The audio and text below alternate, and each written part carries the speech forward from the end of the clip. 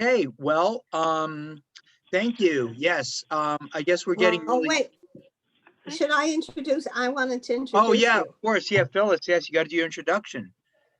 Okay. I'll You know actually what? I come didn't out. know if you. I'll come out of the frame for a moment so I can make a dramatic entrance. Okay, perfect. Good afternoon, friends and newcomers, to our Friday special conversations with special people. I'm so happy to introduce our very special guest and a dear friend, John Wargacki. He's terrific. He's very special. And to me and to everyone, he has spoken here so many times since October 28th, 2004, and has brought us so much joy and knowledge throughout the years. Despite the fact that John is so busy with teaching at Seton Hall University since the pandemic began, John started sending out a daily poem. And he has over 200 people. Every day I read it, and it's inspiring and it's wonderful.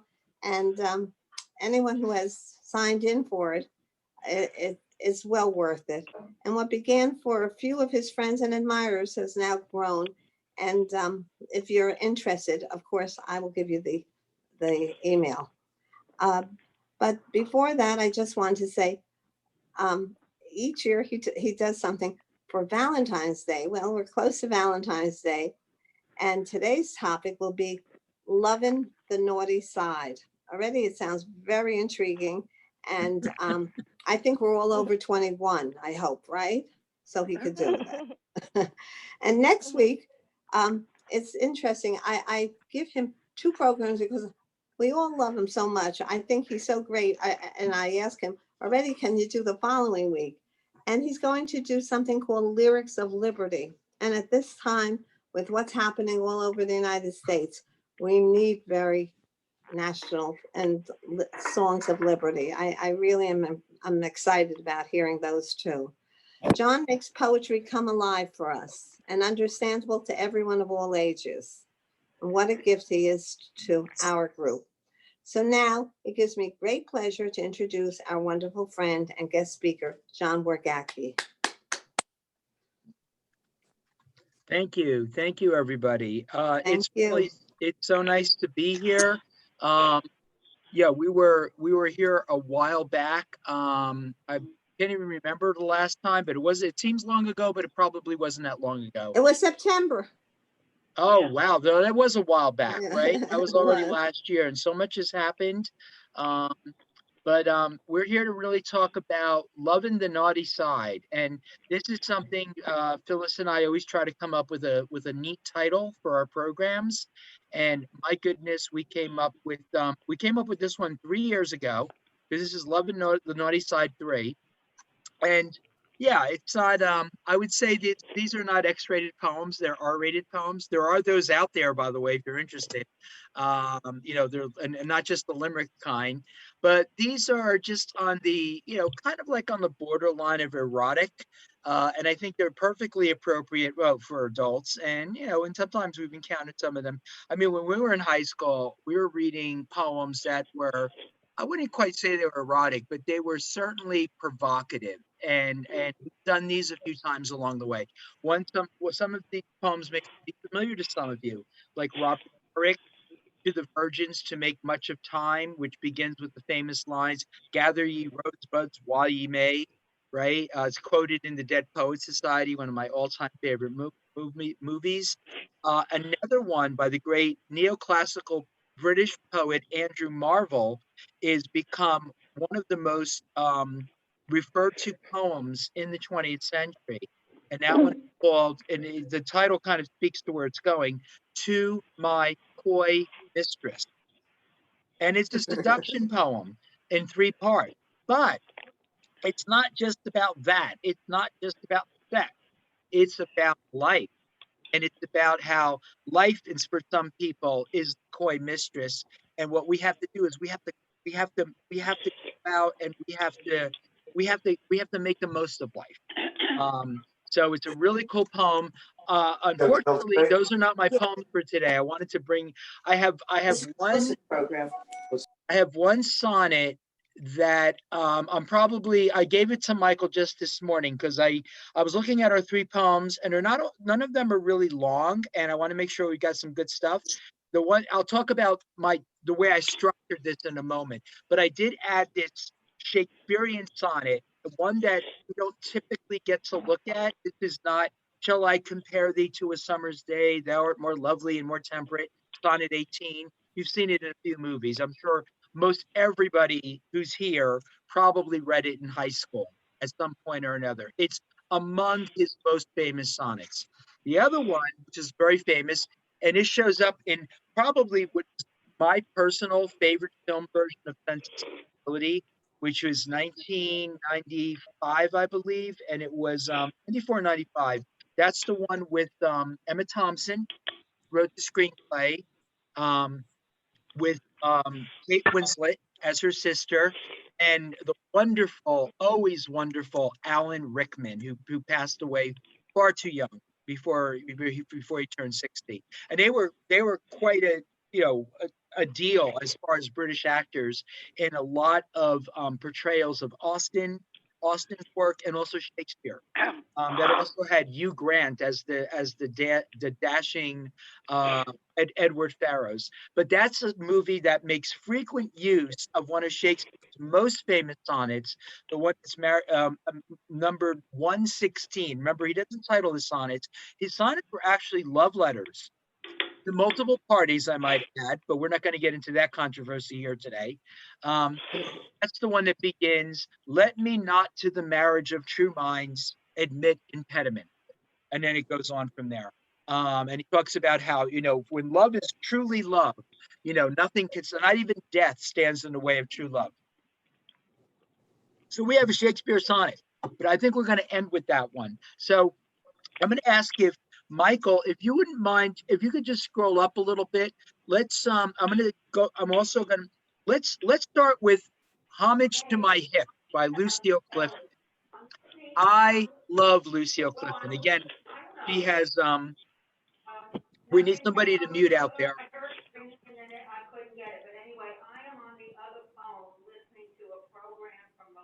Oh, I think that's Phyllis.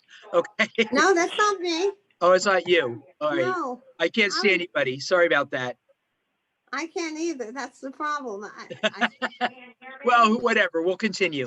My apologies. So this happens when I'm doing book clubs and everything. I mean, with class, it's easy because I can mute everybody, but it's all good. So Michael has to do the muting now. Oh, okay. Yeah, I know. It's one of the fun, the wonderful thing is we can still have these programs, thank God, because of technology. The bad thing is, technology is imperfect. So I love Lucille Clifton. She is absolutely phenomenal. And I invite all of you today, if you want to do a little homework, if you like poetry, I've used Lucille Clifton on my poetry thread multiple times. She's a Black American poet. Oh, that's one of the things I was thinking about today, because it's Black History Month. So we've got so much going on today. And I thought, my God, you know what? Today is Abraham Lincoln's birthday. And he would have been 212 years old today, and it's 212. That's just a coincidence, okay? So, oh, wow. He would have been 212, right? So I thought, why don't we do something that Uncle Abe, Honest Abe, would have been really proud of, and celebrate diversity. So except for Shakespeare, who's kind of, I think he just belongs to us all, right?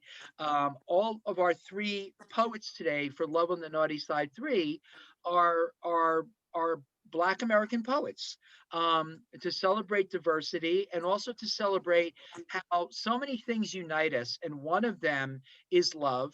And another one is how we're all loving the naughty side. So I'm going to ask somebody to just read this poem aloud for us, and then we'll talk a little bit about it. And by the way, if you like this poem and like Lucille Clifton, there's more with it where that came from. I recommend a site called the Poetry Foundation. Very often when you Google a poet, any poet from any time, from Shakespeare to John Milton to John Ashbery to Billy Collins, take your pick, Langston Hughes, you'll get the first hit will often be the Poetry Foundation. And I can tell you, they're not, and I don't mean this in a bad way, they're not Wikipedia for poets. They are a very scholarly site, but very accessible in their setup.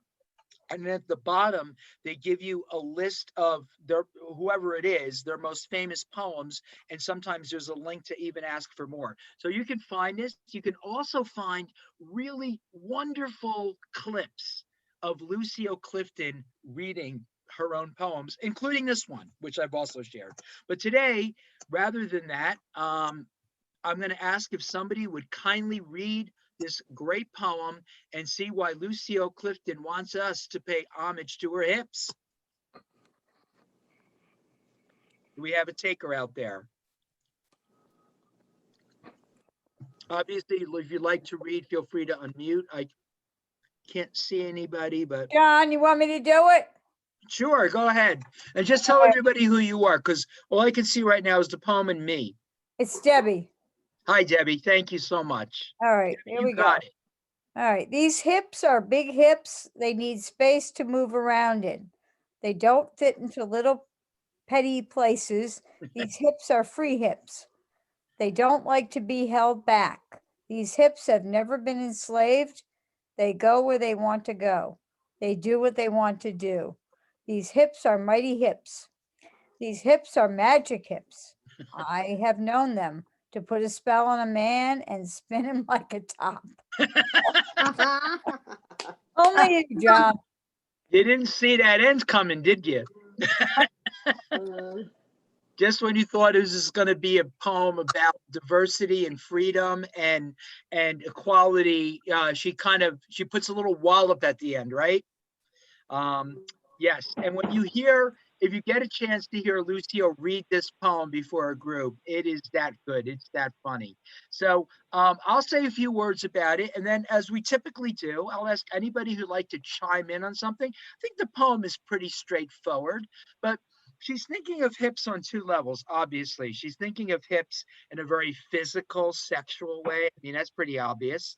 But on the other hand, yes, substitute lips for hips. You can very easily in this poem, right? The rhyme is begging, but she's focused here on the hips. But she's also thinking about, and as someone who recently had hip replacement, and if anybody out there has had hip replacement or you've had problems with your hips, you know that it is hard to get around when you have a hip that isn't working too well. And if, like me, you've had some hip replacement, you feel like you're 20 years old again. These things are fantastic. So she's using hips on two levels. She's using, the kind of like, the Big Bopper song, right? Chantilly Lace. I think most of us remember that song. Yeah. Chantilly Lace and a pretty face, right? She's talking about the wiggle and the walk. That's what she's talking about, especially at the end. But probably as importantly in this poem, she's talking about the way in which her hips enable her to move through time and space, and she does it as a free woman, a free person. And she celebrates their largeness, right? She does. She's not coy about mentioning that fact. Yeah, she's not this petite little woman anymore. Maybe she was at one time, but she's talking about she's first line, these hips are big hips. Kind of like you almost like get a John Wayne feel. They need space to move around. They don't fit into little petty places. Can imagine she was not comfortable flying coach very much, right? These hips are free hips, right? So they can take me places. They don't like to be held back. These hips have never been enslaved. And that is such a powerful message that with these hips, the hips have kind of transcended the metaphor of what everything else they could possibly mean. And now she's applying, or she's mapping the image of our hips as that which gives us the word that is absent from this poem, but I think it speaks to everything from the first line and the first word to the very end is freedom. Her hips give her freedom. Thank you, Debbie. I'm getting these love messages while I'm doing Love on the Naughty Side, and boy, does it feel good.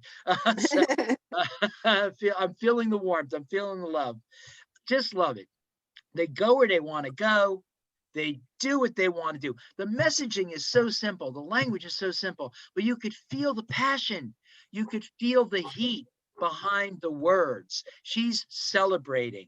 Just another one of her great poems is Come, Won't You Come Celebrate With Me? I use it as an epigraph. Tim, I happen to be teaching this semester modern American poetry. So we're a ways yet. It's only mid-February. We're a ways from getting to Lucille Clifton, but by gosh, we're going to get there. And then she has a little bit of fun. After celebrating herself as a free woman, a woman of color, she mentions these hips are mighty hips. These hips are magic hips. That alliteration there is quite deliberate. It's almost like a Robert Frost moment, but she changes one word from the mighty to the magic. And where does the magic come in? Well, now she's having a little fun. This is where Lucille gets to give us a little wink and a nod. I have known them to put a spell on a man and spin him like a top. And that too is not just the typical, like we're having some wordplay here with the sexual nature of that description. She's also talking about what? She's talking about gender. So it's not just about equality in terms of her ethnicity and her race. She's talking about gender, right? Her hips can make a man spin like a top, like she's got the control. She's got the power in a society, in a patriarchal contest where sometimes it's the other way around. So she's really celebrating. And I think once we get to the end, we understand. We are now completely aware, if we were not sure before, why we are honoring the hips, why we are paying homage to her hips. So awesome poem. I will stop there. Does anyone else have a comment or something you noticed or something that got your attention? And we'll open it up a little bit. I don't know if there's a hand raising feature with the shared screen. I know with Zoom it works different ways, but anybody like to comment? Well, I'd love to say I love the poem, and it shows someone who likes herself and accepts herself as a big woman, and doesn't give a darn how other people see her. She sees herself as this special person, and if everyone does that, they wouldn't feel intimidated by people who think, being thin, being this, being a certain way. Right. I think it's great. I think it's great too. And Lucille Clifton, for what it's worth, is also somebody whose life and her poetic career, her teaching career, her career as an artist straddled before, during, and after the civil rights movement. So she has experienced prejudice firsthand. She writes about it. And she was also an activist. And so through her poetry, she can share the pain of what it was like to experience much of that, and being on the other side of very horrible things, both verbally and physically, and at the same time, what it's like to be older now and to celebrate where her journey of life has brought her. So thank you, Phyllis. That is excellent, excellent comment. She is truly, in the best sense, she celebrates herself, just like an old friend of ours we know, his name is Mr. Whitman. Mr. Whitman invited us all to celebrate ourselves, because all that we celebrate collectively. Not just, it's not all about us. We celebrate ourselves so that every voice can be heard. So awesome.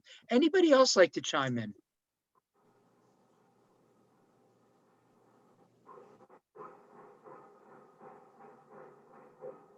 I hear a choo-choo. Okay, Michael, how about we move to, I like to go to Rita Dove, Flirtation.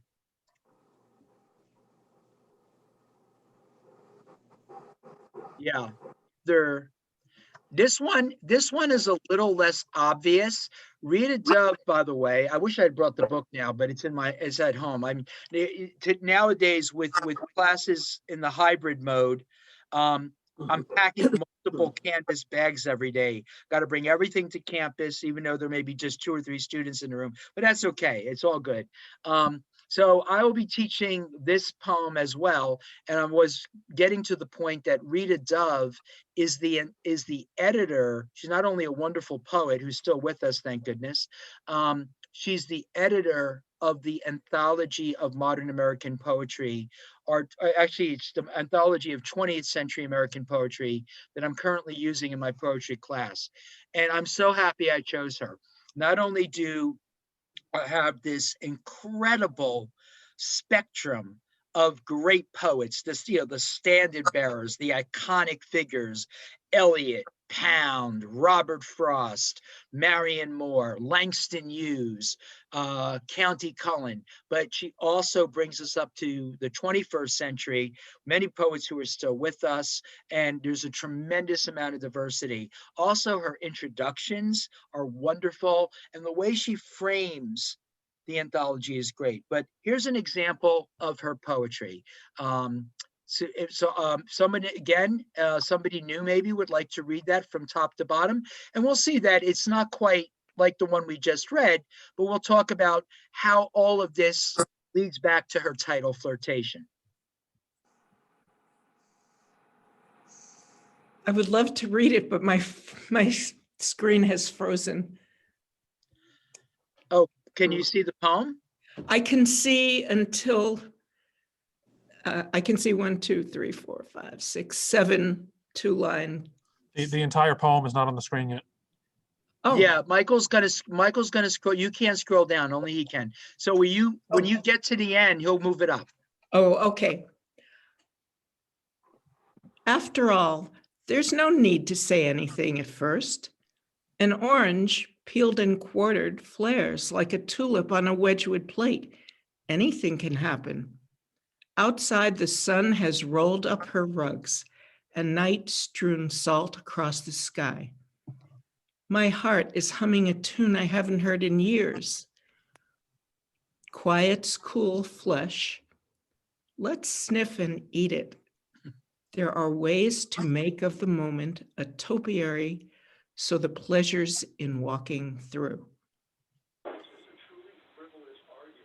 Awesome.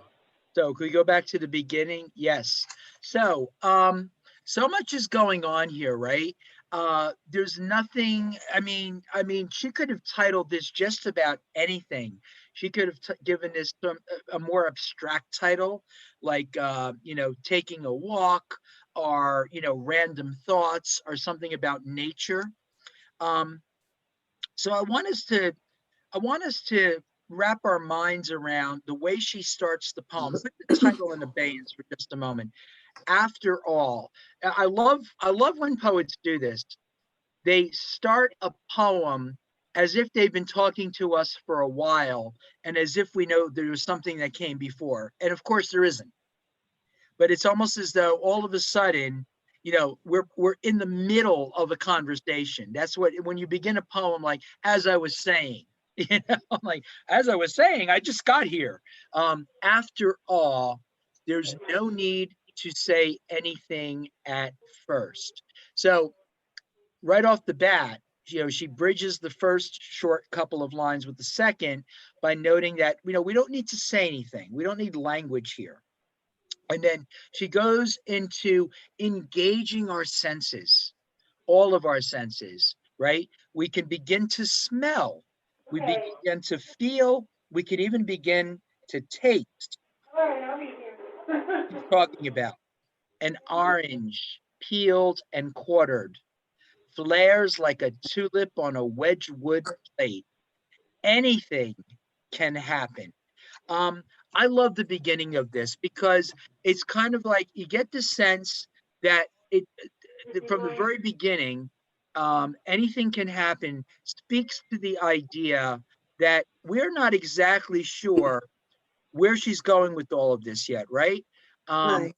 It's just that it's all open-ended, and yet at the same time, she conveys a sense of wonder, and she conveys a sense of anticipation, which is all fantastic.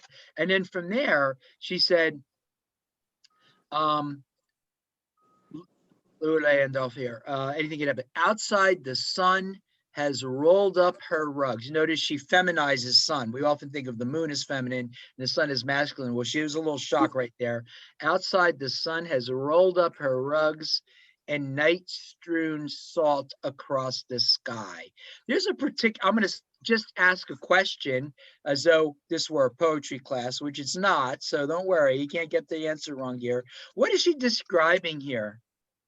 Just that, those couple of lines taken together. Outside, the sun has rolled up her rugs and night strewn salt across the sky.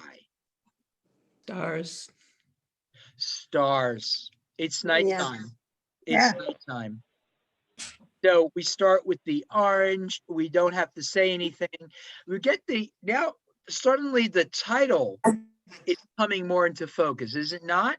Like we know that there's some sort of anticipation, although she's not clearly going to land the poem in the same sort of obvious erotic way that Lucille Clifton was. We are really intrigued. I'm very intrigued as to where we're going with this. And we could sense that anticipation. We're like a little kid opening a toy. My heart is humming a tune I haven't heard in years.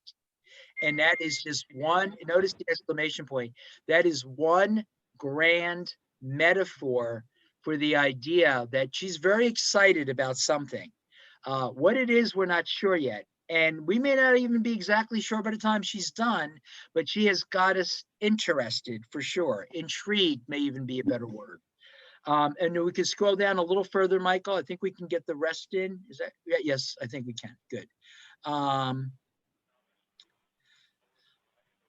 Quiet's cool flesh. Let's sniff and eat it.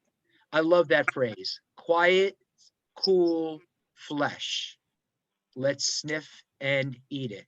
So now she's kind of broaching over into the physical, is she not? She's going in a little bit more into maybe there's going to be a romantic encounter here with someone special. Although, again, to be fair, she very artfully avoids making that obvious. But she seems to be dancing all around the idea. She's using what we sometimes describe as using a lot of euphemisms. Let's sniff and eat it. Also, we know that we physically, literally can't sniff and eat the quiet, cool flesh, right? But did you ever get done you ever get home at the end of a long day? Well, I know now a lot of us are just staying inside, right? But whatever you're working on, let's say you've been on the screen all day. Like sometimes I have a day just filled with meetings and I'm at my kitchen table and there's one meeting after another. And then to shut down the screen, like driving home from work and going to the other room and putting on some music or putting on something or playing with the cat, I feel like it's kind of like, all right, this is my time. That's the sense you're getting in this poem. You're getting a sense like quiet's cool flesh. It feels like something when the house is quiet and the time is your own and you just want to enjoy it. And she employs two senses here that don't work with quiet, because that's a sound, right? That's the absence of sound. Sniff and eat. And the two things go together, right? While we eat, you ever notice when you have a cold, you can't taste very well. Those two things go together. This is an example, as some of you I'm sure know, or you remember from way back when in some old English class. Let's blow the dust off of this word, synesthesia. Does anybody remember that word, synesthesia? If you don't, it's when a writer, and it doesn't always have to be in a poem, is exchanging one sense to replace another. And it makes it more dramatic. It's like somebody saying, whoa, this is some really loud colors you have on. And colors, of course, are not literally loud, but when you say someone's wearing loud colors, you mean bright. So that's what we have going on here. So now as the poem begins to land, let's see where they take it. Last couple of phrases. There are always ways to make of the moment a topiary, so the pleasures in walking through. There are ways to make of the moment. So a topiary, of course, right, is some sort of garden-like environment, right? It's Yes. very naturey. What do you think she's suggesting here? So the pleasures in walking through. What is that? When she lands this poem, very different from Lucille Clifton, what is she suggesting? Where has she situated the pleasure of everything she's led up to here? If anyone has any ideas. And none. Perhaps the pleasures in the full experience. Yeah, yeah. I mean, she's really excellent from top to bottom. She has put all of our five senses to work, has she not? As well as our mind. And so the pleasures in walking through. So it's sometimes the walking through, right? The movement. And one of the reasons I like this poem, and if you haven't figured this out yet, probably some of you saw this coming. The walking through is not only a metaphor for how we journey through life, you know, all of Leaves of Grass is a journey of sorts, even if it's metaphorical. But the walking through also connects this ending with Lucille Clifton's Homage to Her Hips, because that's about walking, that's about movement. But here, in many ways, this is a poem that's not just about the flirtation, but it's about how life is a journey and we have to walk through and appreciate everything, not just walk through to get to the other side. The pleasures in walking through. How many times have we heard the expression, the joy is in what? It's in the journey. Right. Not the Not destination. just getting where you're going to get to. So one more question before we go to Major Jackson, and another one of my favorite poets. We'll save the Shakespeare for the end, as I mentioned. Why is this called Flirtation? Did she make it obvious? Did we have to dig for it a little bit? How is this a kind of flirtation? We don't know where she is. Okay. And flirtation, as we know, is not about being obvious. And we're not always flirting in a relationship sense. Sometimes, we use expressions like you're flirting with disaster, or you're flirting with temptation, or flirting has this very ethereal, sometimes pleasurable, sometimes not so much idea that you're in a kind of a dance, to use the metaphor, right? You're flirting with, you're having fun with. Yes, and there is the very clear idea of flirtation as, you're trying to get someone else's attention, especially if it's somebody who's attractive in a physical way. We all flirted when we were kids. We still flirt as we're adults. But I think that that's part of it. But here you notice she's taken that word flirtation, and like Lucille Clifton, we can focus on the one application, which is clearly here, or we can see that vortex expand outward and see that all, in so many respects, we're in a flirtation with life itself. So, any other thoughts on this poem before we move on? I don't want to just go from one poem to the other. If somebody has an idea, I often love when groups, students, or clubs, they come up with something that I walk away and I'm like, wow, I hadn't thought about that. And I always welcome those kinds of moments.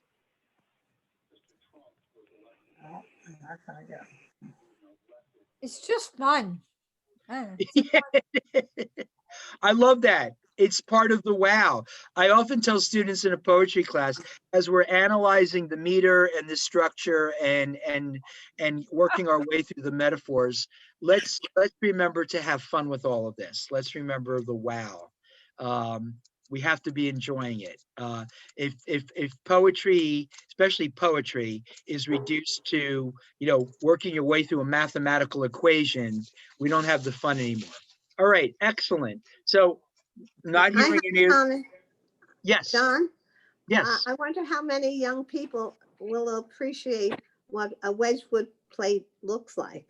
I mean, many years ago, Wedgwood was, it was a classic plate that looked nice. It was really and it was more expensive than the average plate. Mm-hmm. So, Yes.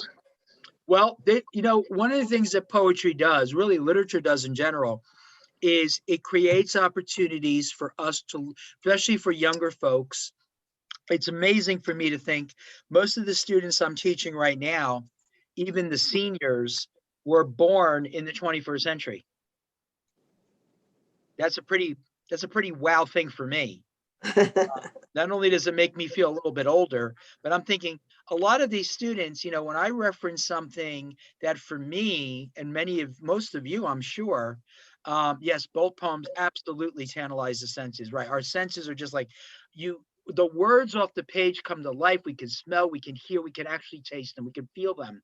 There's a texture to it. But it boggles my mind sometimes where I have to remind myself that if I make a reference to anything, like talk about, post 9/11, that I'm talking to students, many of whom were not born yet.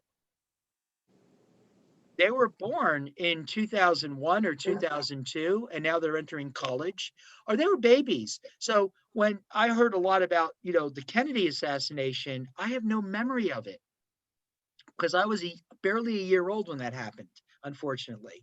But everything, I was born in the aftermath. So it's interesting, Phyllis, as you said, even a topiary, you have to, sometimes the footnote gives that away.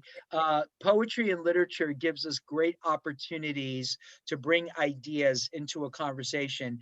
And there's a wonderful line from I think I'm gonna ring a bell with some of you. I think I'm going to ring a bell with many of you. There's a wonderful line in a Wallace Stevens poem we're not doing today, but I'll give you the line. It's from the poem Emperor of Ice Cream. And there's a phrase in it where the speaker is directing someone else, take from the dresser of deal, lacking the 3 glass knobs. And students have no idea. Take from the dresser of deal, that it's a type of wood. And remember the old dressers, and they used to have the knobs that always fell off, and they were made of glass? And you pulled with the big knobs. Now things have gotten so sophisticated. Most of my drawers now, they don't have handles. You have they're part of they're part of the front, and you just reach your hand under and pull that way, right? But does anybody remember a dresser of deal? And so that stuff has to be explained. Anyway, let's go in the interest of time, because I do have other meetings this afternoon. Let's go to Major Jackson. Leave it all up to me. This is the one contemporary guy. He read at Seton Hall many years ago, and he was absolutely fantastic. He's doing amazing work. He's teaching creative writing, I believe, at the University of Vermont. Became one of our mainstay poets in the last 10 or 15 years in the American tradition. So let's, by the way, I think there's a couple places you can find him reading this. Also, I've seen some wonderful videos of this poem that illustrated with like stick people, and they're acting the poem out like it's a cartoon. It's really, really cool if you want to check it out sometime. Who will read Leave It All Up to Me for us today?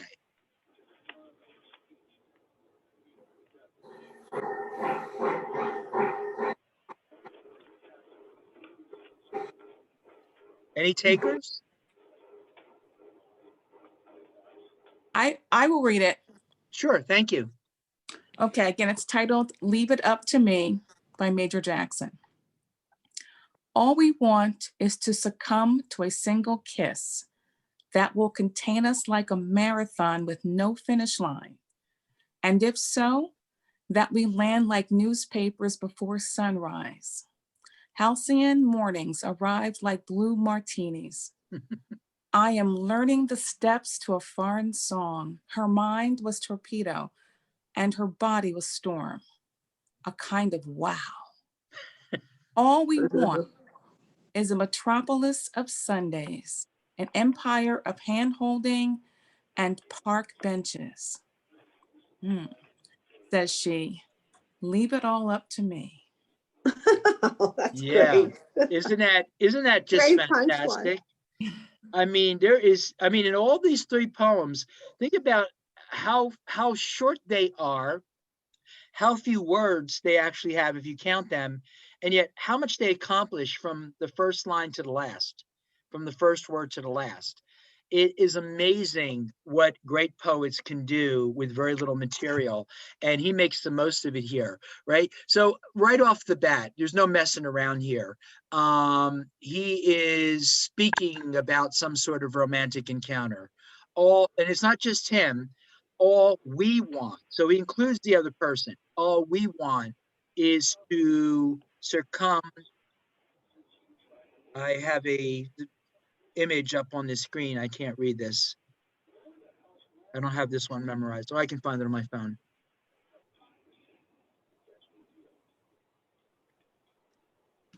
Michael, it says, please move the window away from the. Now that's going away. Okay, good. All we want is to succumb to a single kiss, right? And of course, by the end, you get the sense that he wants more than a single kiss, but it's sometimes it's I make this analogy, and I don't know if it makes sense, but sometimes you're so hungry, even a couple of potato chips will do you for now. Or sometimes you're so thirsty, all you want is a couple sips of water from a fountain just to, you know, wet your whistle, as we say. Yes, exactly. So even though he said there's that thing again, all we want is to succumb to a single kiss, although we know that there's more that he wants than that, you know.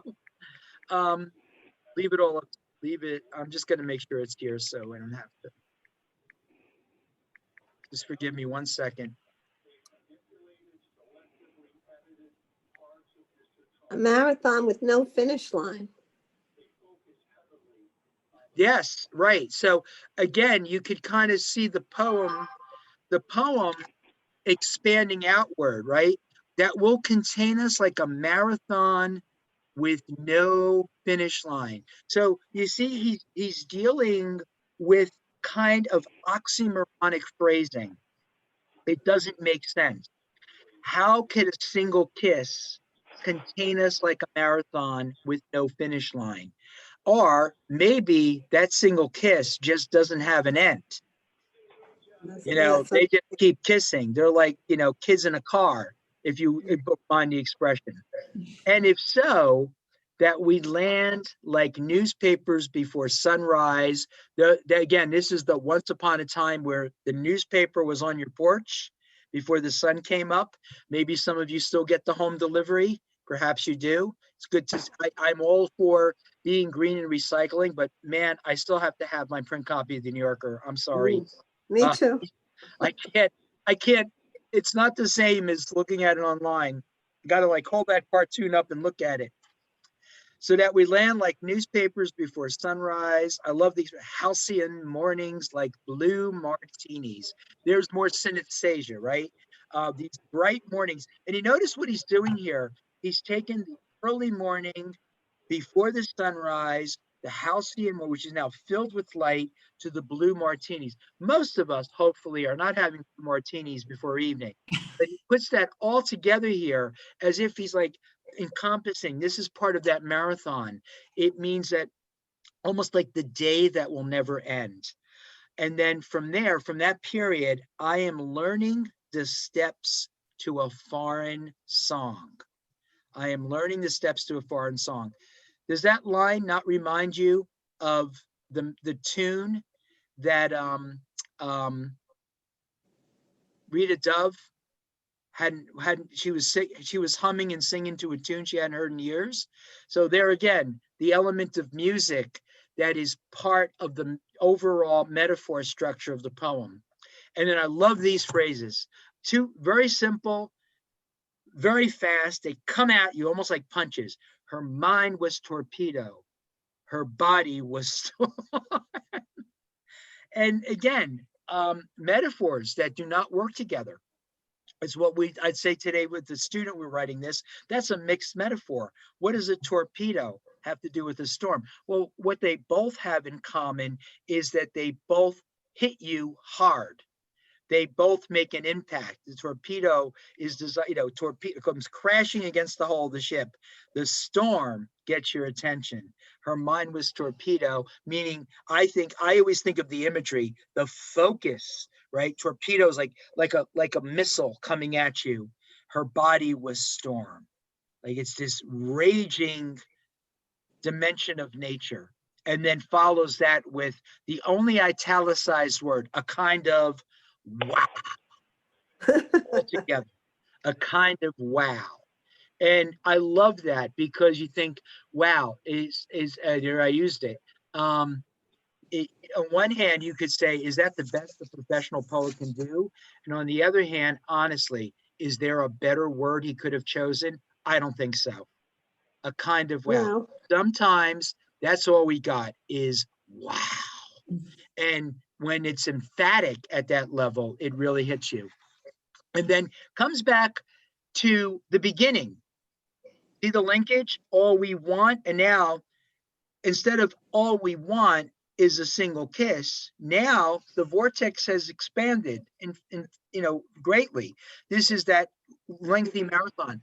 All we want is a metropolis of Sundays, an empire of hand-holding and park benches.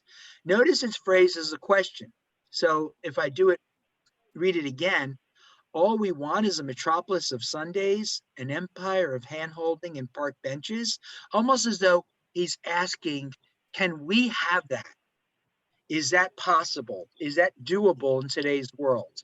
I know that when the weekend comes, no matter what's going on, even this past year when we spent so much time at home, because the weekend always has that presumption that the work week is over. There's reasons why we say TGIF, right? So if we have a metropolis of Sundays, an empire of hand-holding and park benches, it's almost as though every day is Sunday. Every day we're out in the park. Every day we're sharing this one kiss. And then I just love, absolutely adore where he lands this whole thing. She says, first time I imagine his beloved to whom he's speaking, she says, leave it all up to me. And for me, that's a way of saying, I got this. That's what you want. That's what I'm going to give to you. And yes, a lot of this is hyperbolic. We don't have a metropolis of Sundays. Sundays bleed into Mondays, and Monday becomes Monday morning, and we start all over again. But I love how this poem ends with just unbridled possibility. Leave it all up to me. Like, I can make this world for you. Just trust me. And then once we go back over it and see that's where it's going to land, then phrases like her mind was torpedo, her body was storm, a kind of wow. Now we understand where all that wow came from.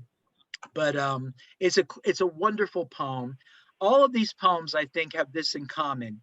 They will have you smiling by the time you reach the end. If you weren't smiling at the beginning, by the time you get to the end, you're having a little laugh and you are engaged with life. And I think that's one of the things that the poetic experience can do for us. So we have just about time for one more. Any comments on that, by the way? Anything again? I don't want to just jump to the last poem, but if you have anything. I loved it too. I loved it. Oh, yeah. I loved the marathon line. Yeah. Had Yes. so many possibilities. It connects beautifully with the what does he say? Metropolis of Sundays. Is that what was the phrase? Metropolis of Sundays. And then the empire. Oh, it just, yeah, it's like all of these things that, it's like when you are in these experiences that when you don't want them to end, you don't want to leave this place. You want to just stay. You just want to stay there. It's really wonderful. So let's get to the old, tried and true, tested warrior of the English language, the builder of sonnets, A, B, A, B, C, D, C, D, F, E, F, G, G. And who would like to, maybe, can we have some shy member out there who wouldn't mind reading this for us? And again, I wouldn't be surprised if perhaps you've heard this before, or read it before, or studied it before, but maybe not. So it's going to be obviously a lot different than what we just read, because we're going back about 400 years. But here's, well, let's read it and then we'll talk about it, yeah? Okay.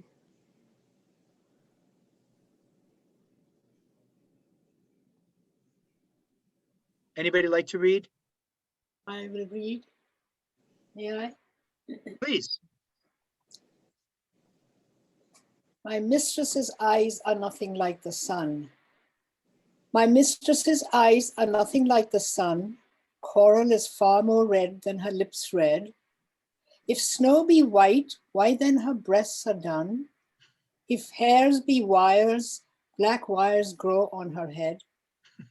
I've seen roses damasked red and white, but no such roses see I in her cheeks. And in some perfumes is there more delight than in the breath that from my mistress reeks. I love to hear her speak, yet well I know that music hath a far more pleasing sound. I grant I never saw a goddess go. My mistress, when she walks, treads on the ground, and yet by heaven, I think my love are rare, as any she belied with false compare. I love it. Thank you. Whoever read, thank you. It took us right back to the place where this was written. So that just sometimes those things work out. Beautifully done. You notice with so many of Shakespeare's sonnets they're love sonnets, obviously. Some of them are about life. Some of them, they get a little philosophical. We have so many love sonnets. And as the ones I mentioned at the beginning of the program, shall I compare thee to a summer's day? Thou art more lovely and more temperate. Or let me not to the marriage of true minds admit impediments. They're over the top. They're the Hallmark card cubed, just with much richer language. If you don't mind my saying so. Nothing against a good Hallmark card, but my God, the Shakespearean sonnet. It's a work of art. 14 lines, iambic pentameter. Many of you know the structure. But here, he's, instead of being hyperbolic and exaggerating, I love thee to the end of the bottom of the ocean and the highest star. He's having a little bit of fun with how poets go overboard. And he's allowed to do this because he is, after all, William Shakespeare, right? And he's saying, you know what? No, I'm sorry. Your eyes aren't like the sun. Coral is actually a lot more red than your lips. Snow's whiter than your breath. Back in the day when that was the look, to be pale. Nobody wanted to have any color, as we say, because if you were pale, that meant you were a person of means, a person of a higher class. So you get that reference. He makes fun of her hair. Black wires grow on her head. Roses, I see no such roses in her cheeks. Students love this line. And in some perfumes is there more delight than in the breath that from my mistress reeks. Reeks today. I don't know exactly how that line would have been read in Shakespeare's time, but I think today reek is like when something reeks, it is not, that can be nothing but bad. But then again, Shakespeare's writing in an age before chewing gum and Listerine, okay? So I imagine, there were other ways to take care of, there were no breath mints. And then he goes even further in that last quatrain. I love to hear her speak, yet well I know that music hath a far more pleasing sound. So I'm not going to say, honey, every time you speak, it's like a symphony. Every time you speak, it's like a violin. No. And then if that's not enough, I grant I never saw a goddess go. Like I've heard of goddesses. I know all about mythology. With my own eyes, I've never seen a goddess. But we imagine that gods and goddesses don't have to walk on the earth. They can just kind of walk in the air. My mistress, when she walks, treads on the ground. Notice he doesn't even say walks on the ground, treads. kind of like, you know, it's like your noisy neighbor upstairs, you know, like, can their footballs be a little quieter? And yet, as he often does, when we get to the rhyming couplet at the end, he puts it all together. And what does he say? And yet, by heaven, I think my love is rare, as any she belied with false compare. So I ask you, instead of me giving it away, if you're his mistress and you read the first 12 lines, you're wondering, where is this going? And does Will think this is going to be a hot date tonight after I read this? But how does he rescue it, if he does, in the rhyming couplet at the end?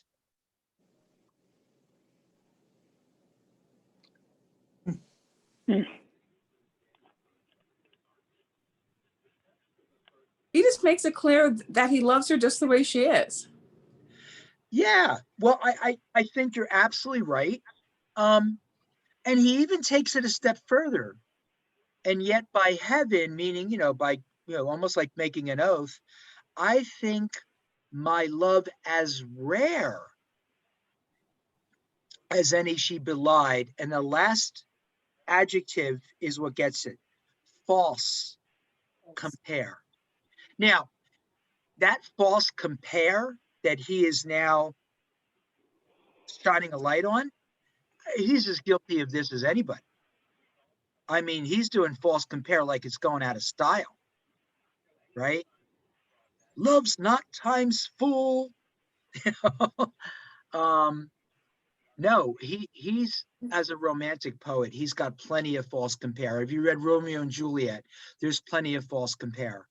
But here, it's like he's taking his mask off as the great poet, the great bard, and saying, you know what, you're better than any of these metaphors I can think of, because you are rarer, because you are real, and you don't have to be compared to all of these other things in nature.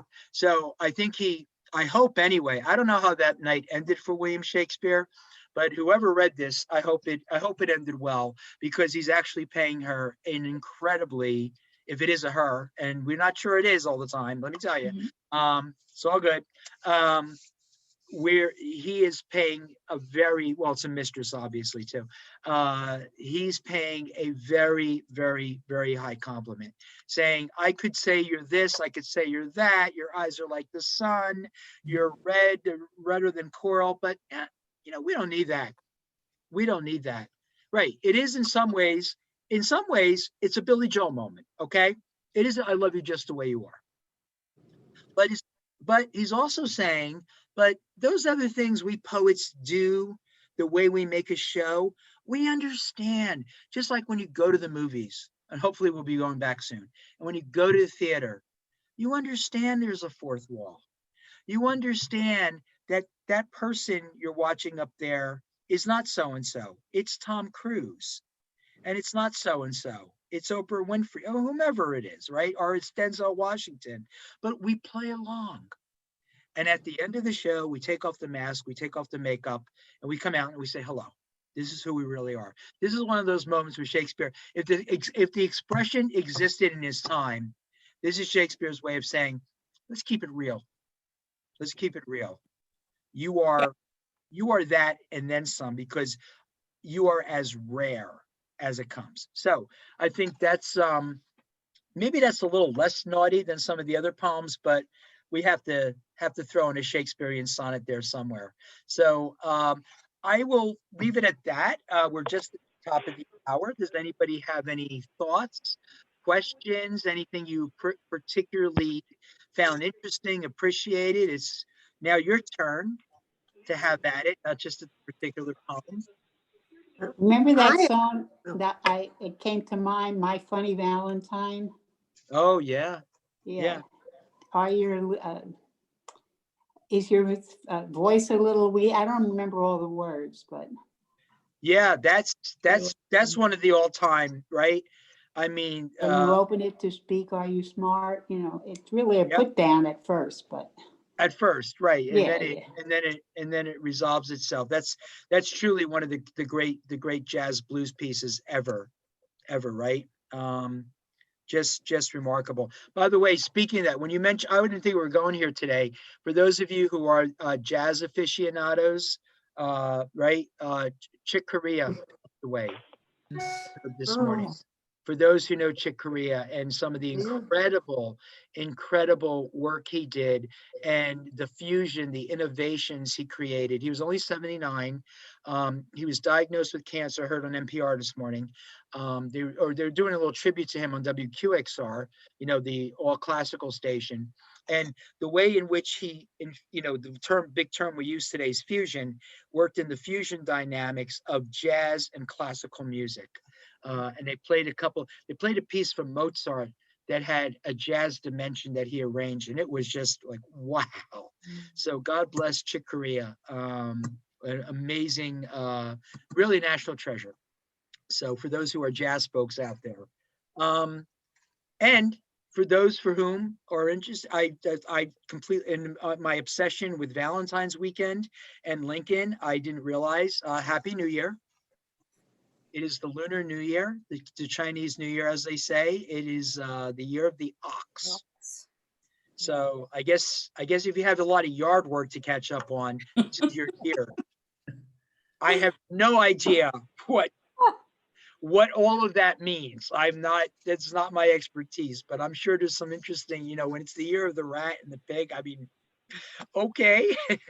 I like it when it's the year of the cat, because I have cats, But anyway, any other thoughts or ideas? Thank you for mentioning My Funny Valentine.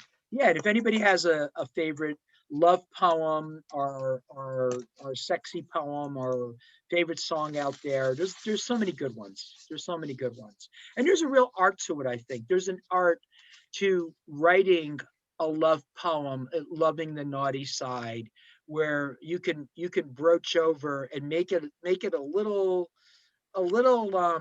what's the word?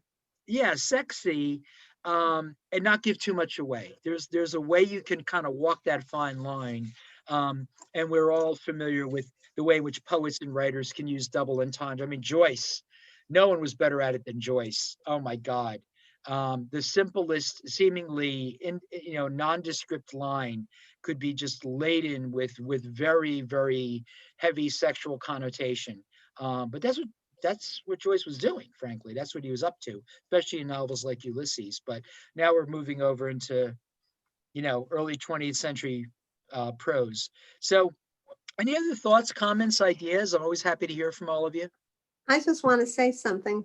John, you made my day. I mean, with what's happening in the news, and all of a sudden to hear these wonderful, delightful poems that make you smile and laugh and understand. That's a wonderful thing about you. You are terrific in interpreting the simple poem as well as the difficult one.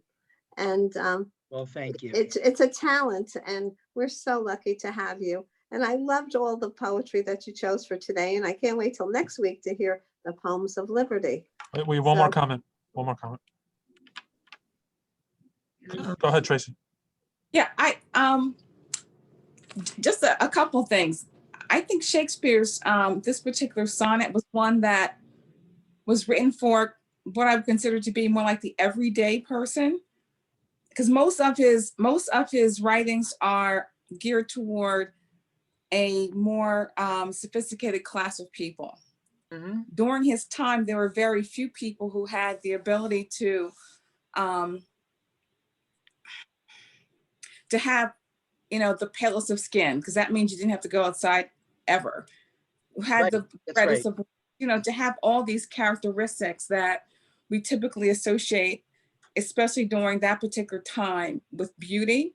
Mm-hmm. So I felt like this poem was actually speaking to the common man in society at that point in time, that, and the common woman, that you may not necessarily have all of these accoutrements that the upper classes do, but you still are beautiful in your own way and beautiful to me in every way. Right. So it gives you a sense of acceptance across all socioeconomic lines.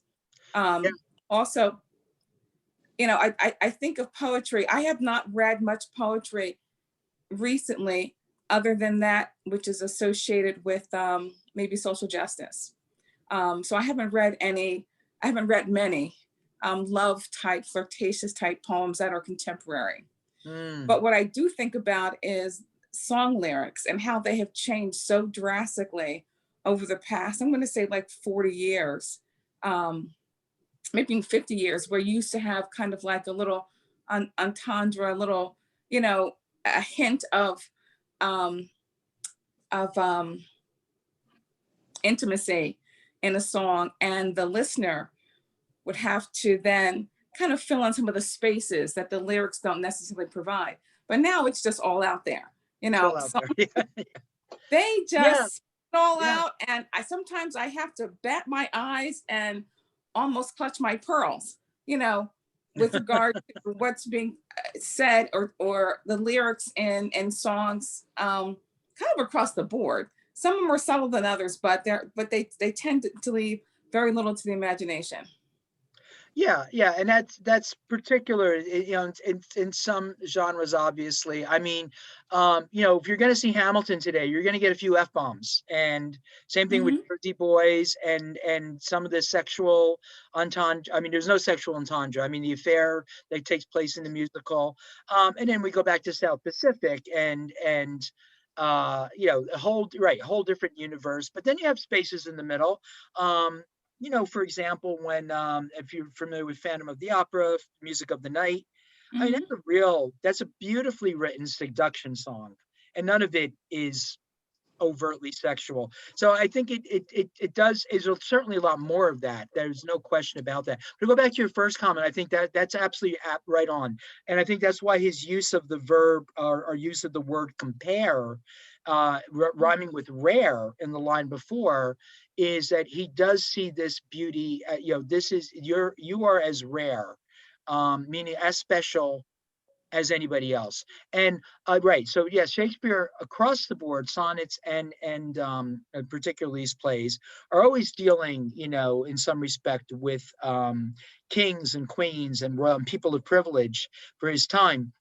But we notice when we really dig in, it's the other characters, it is the common people who are often winning the day, and it's often the ones who are the back end of society, the clowns, the fools, who are the wisest, and because they are most associated with the earth. The gravedigger in Hamlet in Act 5, the only one who can outpun Hamlet is the gravedigger, because Hamlet's the master punster, and it goes on like that. The porter in Macbeth, the list goes on. But excellent point. So thank you, Tracy. I really appreciate all of that. That's great. Thank you. Well, John, just thank you. Thank you. we loved it. Thank you, John. And can't wait till next week to hear all those poems, new poems about Now, liberty. Yes, would you like to stay on afterward, or Yes, I'll stay on.